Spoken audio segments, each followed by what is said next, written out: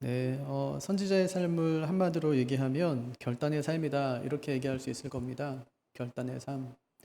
오전에도 말씀 나눴지만, 우리는 하나님이 우리에게 시키는 일이 있어요. 또 내가 하고 싶은 일이 있죠. 내가 원하는 삶이 있고요.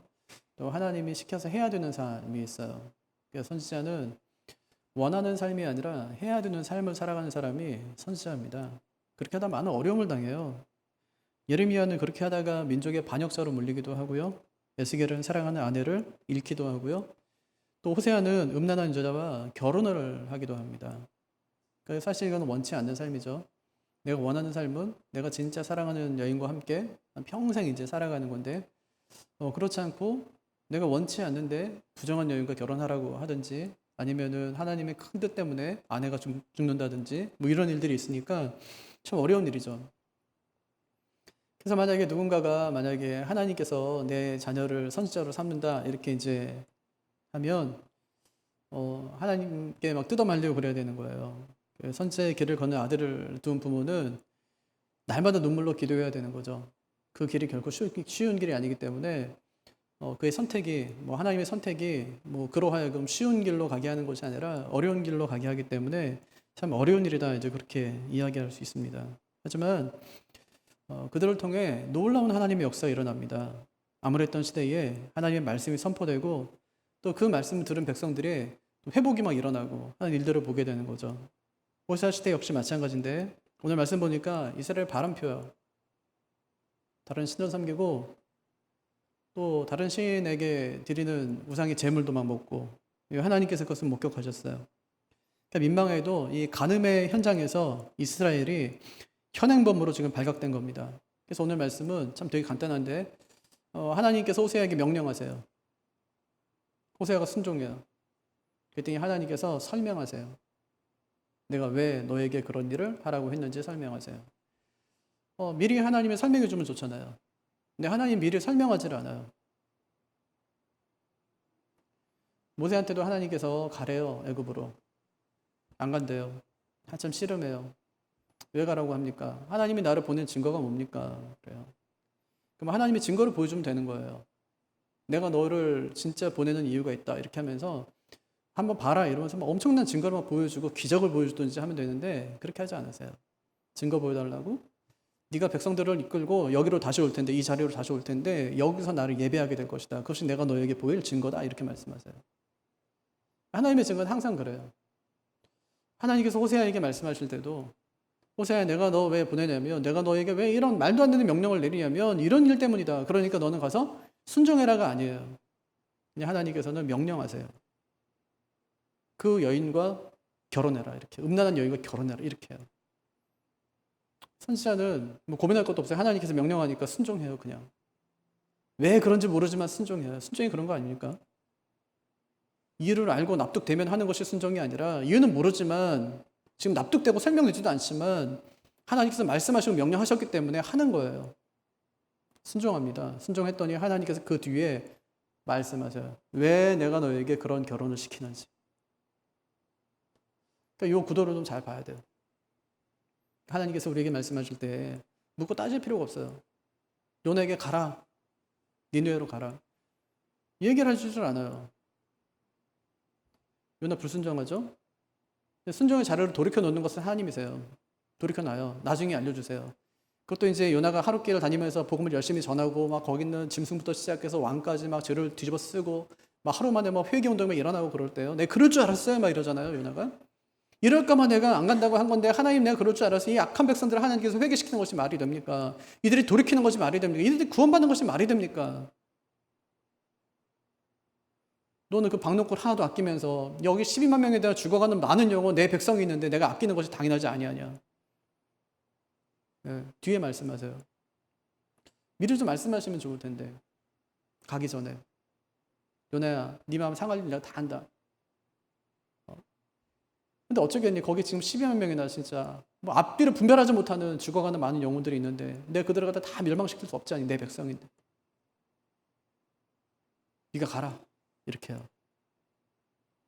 아마 설명이 좀 될 것 같아요. 그러면 진짜 가기 싫지만 설명이 좀 될 것 같아요. 그 하나님 마음이 진짜 그렇다고 그러면 내가 갈까? 이렇게 될 것 같은데 하나님께서 앞뒤 다 그냥 빼고 그냥 가래요.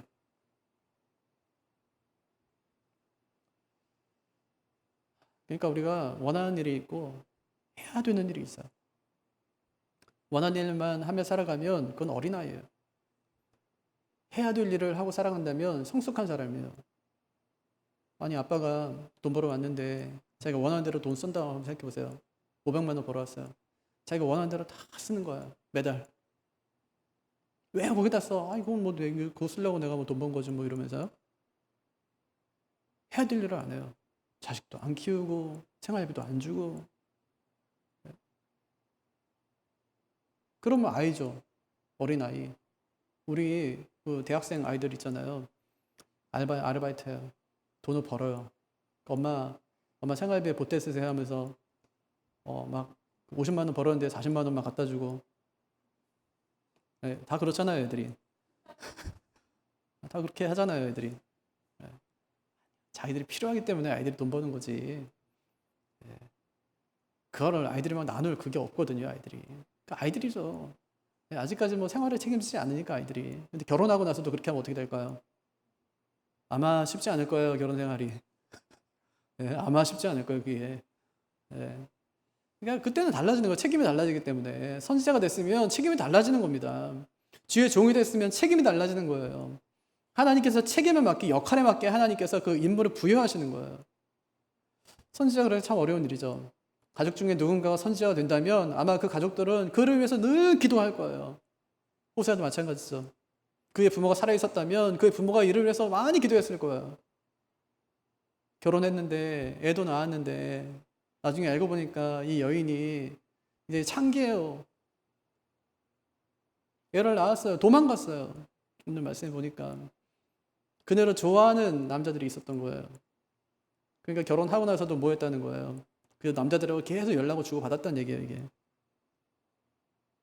쫓아갑니다. 그 남자들 따라가요. 거의 삽니다, 그냥. 하나님께 또 말씀하세요. 그 여인을 사랑하라. 무슨 얘기죠? 버리지 말라는 거예요. 버리지 말라. 왜 그래요?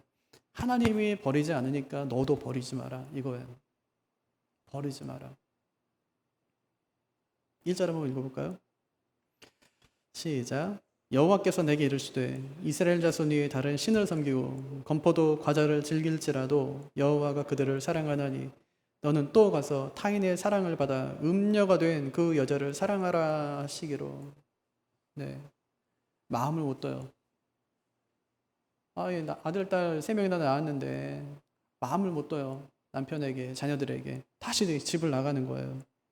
여기서 섬기고라고 번역된 단어는 바라본다 그런 뜻이 있거든요. 그러니까 이스라엘이 하나님만이 아니라 다른 신들을 바라보았다는 얘기예요. 똑같죠? 그 여인이 마찬가지죠. 호세아만 바라본 것이 아니라 다른 사람들을, 다른 남자들을 바라봤다는 얘기예요. 참신앙이 뭐냐? 참신앙은 내 얼굴을 하나님께 고정시켜서 하나님만 바라보는 겁니다. 그럼 불신앙은 뭐냐? 항상 기웃거리는 거예요. 기웃거려요. 사람들이 불순종해요. 왜 불순종할까? 불순종의 근원에는 불신앙이 있어요. 믿지 않기 때문에 순종하지 않는 거예요. 왜 어떤 사람은 왜 하나님 말씀에 저렇게 불순종할까? 믿음이 좋은 것처럼 보이는데 믿음이 좋은 게 아니에요. 믿음이 없는 거죠. 믿음이 있는 사람은 그렇게 살지 않거든요. 하나님 외에 다른 무엇인가를 자꾸만 의지하고자 하는 그 기웃거림. 하나님 외에 다른 무엇에 자신의 삶을 자꾸만 거는 그런 기웃거림. 그런 기웃거림이 우리를 불신앙으로 이끈다는 사실을 명심하시기를 바랍니다. 그럼에도 불구하고요. 하나님의 사랑은 변함이 없어요. 하나님의 사랑은 어떤 상대의 조건에 따라서 좌우되지가 않아요. 오히려 상대의 조건이 온전치 않을 때 하나님의 사랑은 더욱더 강력해져요. 한 자매가 그래요. 자기 남자친구가 아무것도 준비가 안 돼 있는데 자꾸 결혼하재요. 뭐하든 돈도 없고요. 직장도 변변하지 않고요. 남자는 28살, 자매는 22살. 뭐 결혼해서 어떻게 하겠다는 거예요, 지금. 그랬더니 많은 사람이 댓글을 달았어요. 가난은 대물림 된다. 5년 뒤에나 걱정할 문제다. 절대 반대. 막 이렇게요. 찬성하는 사람이 한 사람도 없어요. 이게 남의 얘기면 쉽죠. 아니, 사랑하면 되지. 아니, 젊으니까 열심히 노력하면 뭐 나중에 뭐 월세에서 전세 가고 전세가 집 사면 되는 거지. 근데 그게 내 딸이면, 예? 아, 그게 내 딸이면 이게 쉽게 말하기 힘든 거예요. 우리는 결혼 하나 하는데도 참 많은 걸 따져요. 아마 세상 사람들에게 오늘 말씀을 들려주면 아마 놀라 까무라칠 겁니다.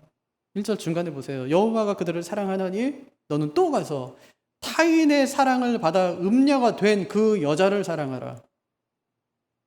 어떤 목사님이 그래요. 자기는 아무 여자하고나 결혼할 수 있대요. 행복하게 해줄 수 있대요. 사랑해주면 되지 그래요. 그래서 저는 속으로 미친 거 아니야? 이렇게 생각했어요. 아무 여자하고나 결혼할 수 있대요. 아니, 사랑해주면 되지. 여러분, 사랑이 그렇게 쉽게 되나요? 사랑해주면 뭐 사랑이 되는 거예요?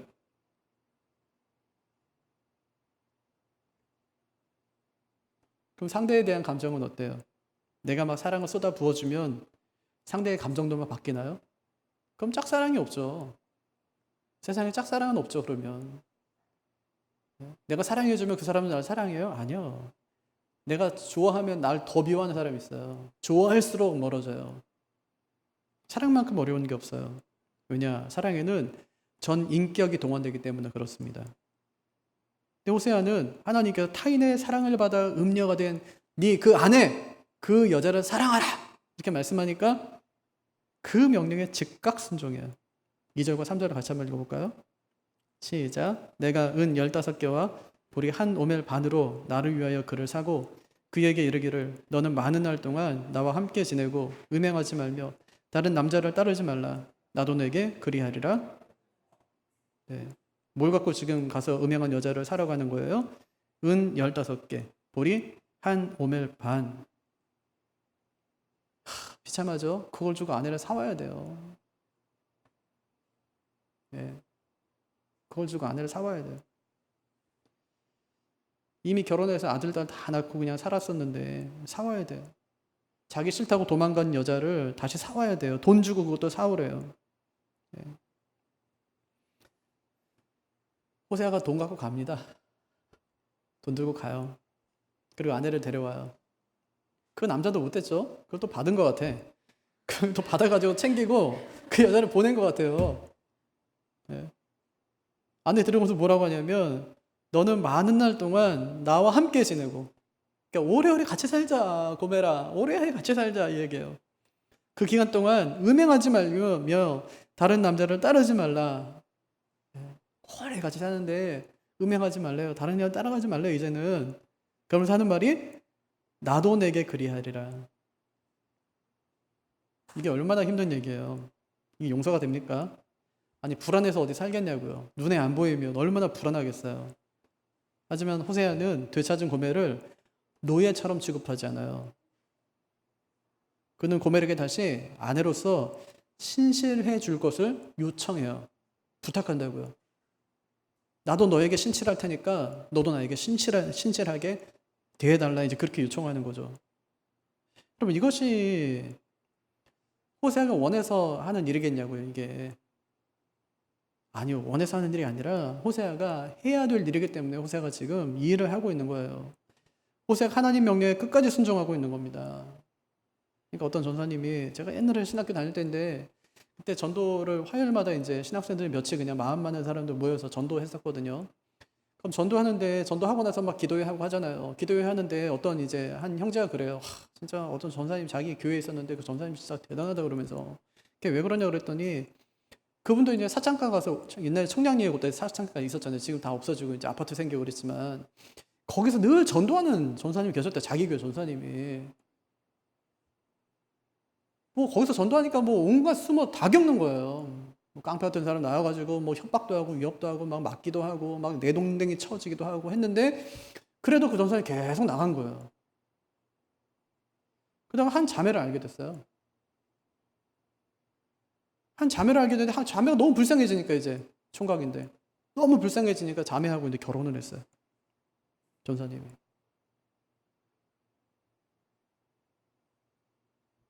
사랑해주면 되겠지. 했는데 이 자매가 재미가 없는 거예요. 전사님하고 결혼하니까. 무슨 재미가 있겠어요. 남자가 남자로서 좋을 수 있지만 뭐가 재밌겠냐고. 여태까지 자기가 놀던 게 있는데 너무 재미가 없어요. 집을 나갔대요. 그 뒤로도 이 전사님이 계속 자기 하늘을 찾아다니면서 계속 하는 거예요. 찾아다닌대요. 그러면서 그 전사님이 그런데요. 이게 나의 십자가다 이래. 십자가다. 전 대단하다고 생각했어요. 진짜. 야, 진짜. 뭐 호세아도 아니고 와 진짜 좀 엄청나구나. 네? 진짜 한 영혼에 대한 그 사랑이라고 하면 진짜 엄청나구나. 그 생각이 들더라고요. 진짜 엄청나잖아요. 네? 왜 하나님께서 호세아에게 이렇게 어려운 명령을 내리실까요? 하나님이 이제 설명해 주는 거예요. 왜 그렇게 하셨냐. 4절 5절 같이 읽죠. 이스라엘 자손들이 많은 날 동안 왕도 없고 지도자도 없고 제사도 없고 주상도 없고 에봇도 없고 드라빔도 없이 지내다가 그 후에 이스라엘 자손이 돌아와서 그들의 하나님 여호와와 그들이 다윗을 찾고 마지막 날에는 여호와를 경외함으로 여호와와 그의 은총으로 이제 한 600년쯤 있으면은 이제는 바벨론에 의해서 유다는 끝나요. 그때 어떻게 되겠냐는 거예요. 지금 예언하는 거거든요. 왕과 지도자가 없다는 것은 이제 국가로서 서지 못한다, 너희 나라가. 또 에봇과 드라빔이 없다는 것은 종교적인 정체성을 바르게 너희가 이제 서지 못할 것이다. 이렇게 모든 것을 다 빼앗기는 그 시기가 너에게 올 것이다. 이렇게 얘기하는 거예요. 네. 마치 이제 이스라엘이 누구처럼 되냐면 고멜처럼 되는 거예요. 음행한 고멜처럼. 그렇게 되는 거예요. 그러면 하나님은 가만히 있겠냐고요. 하나님은 호세아인데 하나님이 가만히 있어요? 빼앗겼는데 가정 내에서도 없고 뭐 다 없어요. 이제 신뢰도 없고 다 없는데 그럼 하나님이 가만히 있냐? 그게 가만히 있는 게 아니라 하나님이 다시 사오겠다는 거예요. 예. 그 이스라엘을 돌아와서 다윗의 위, 다시 말하면 하나님이 세우실 왕, 다시 말하면 메시아를 구하게 된다는 말이에요. 다시 돌아와요. 예, 다시 메시아를 구하게 되고 하나님을 참으로 섬기는 그날이 오게 될 것이다. 그러니까 뭐라고 하냐면 그 여자를 사랑해라. 그 여인을 사랑해라. 그렇게 얘기해요. 예, 하나님이 그렇게 하겠다는 거예요. 영적으로 가늠하고 하나님을 떠나고 우상을 섬기고 하나님이 어떻게 하냐면 예수님 보내가지고 값을 주고 사와요. 그래서 하나님께서 완전히 우리를 회복시키시는 거예요. 그러니까 그 얘기를 지금 하시는 거거든요. 그러니까 그때까지 그럼 이스라엘이 해야 될 일이 뭐냐. 여호와를 찾는 거예요. 여호와를 찾고 경외하고 그의 은총으로 나아가는 것. 이것이 이스라엘 백성들이 해야 되는 일입니다.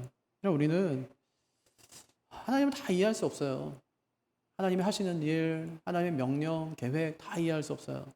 근데 이해할 수 없어도 우리가 할 수 있는 거 하나 있는데 그것은 순종하는 거예요. 하나님이 하시는 일은 다 이해할 수 없지만 순종은 할 수 있어요. 어떻게 이루실지 모르지만 하나님께서 요구하시는 거니까 순종은 할 수 있어요. 순종하는 것까지가 우리의 일이고 명령하거나 일을 이루시는 분은 하나님이시기 때문에 그건 하나님이 하실 거예요. 우리는 그냥 순종하면 돼요. 사랑해라 하고만 사랑하고 값을 주고 사와라 하면 값을 주고 사오고 약속을 맺어라 약속을 맺고요. 앞으로 다신 그러면 안 돼! 뭐 이게 아니라 나도 그러지 않을게. 나도. 난 잘못한 건 없지만 나도 그러지 않을게. 이렇게요. 예. 우리는 내가 원하는 일과 해야 되는 일 중에 어느 거 선택하고 있습니까? 하나님의 명령이 이해되지 않을 때 그때 해야 될 일이 순종이에요. 이해되지 않을수록 해야 될 것이 그것이 순종이에요. 하나님 우리가 순종하면 그 뒤에 반드시 왜 그 일을 명령하시는지를 가르쳐 주실 거예요. 그런 순종하면 은혜 받습니다. 네, 순종하면 진짜 은혜 받아요. 진짜 하나님 살아계시죠, 그죠? 그건 분명하니까, 그죠? 또 하나님께서 말씀하시면 하나님 말씀을 이루시는 분이기 때문에 그 말씀을 나를 통해서 이루시기를 원하시고 우리 교회를 통해서 이루시기를 원하세요. 우리가 순종하면 나를 통해 하나님의 역사가 일어나는 거고 우리 교회를 통해 역사가 일어나는 거예요. 순종하는 사람만 맛볼 수 있는 은혜가 있어요. 그게 하나님이 진짜 살아계시는구나, 역사하시는구나, 하나님 지금도 일하시는구나 하는 것은 순종하는 사람만 맛볼 수 있어요. 하나님 말씀에 순종하고 내가 원하는 일보다 하나님께서 원하시는 일에 또 충성하는 우리가 되기를 주님의 이름으로 축복합니다.